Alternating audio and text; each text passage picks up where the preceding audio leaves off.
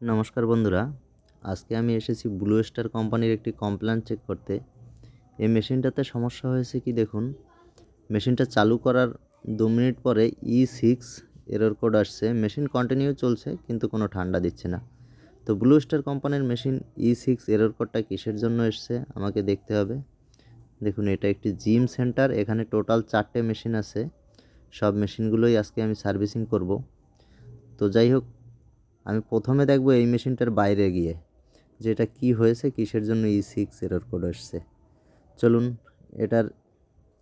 এটা রয়েছে এটার আউটডোর ইউনিট, আর এর পাইপ যেখান থেকে বেরিয়েছে এখানে আমি উঠবো, এখন উঠে দেখব কি অবস্থা এর।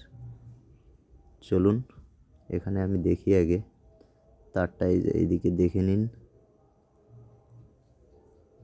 আহা, দেখতে পেলেন E6 এরর কোড আসার কারণ কি? তার মানে ভিতর থেকে ইনডোর টু আউটডোর কমিউনিকেশন, এটাই হয়েছে E6 এরর কোড।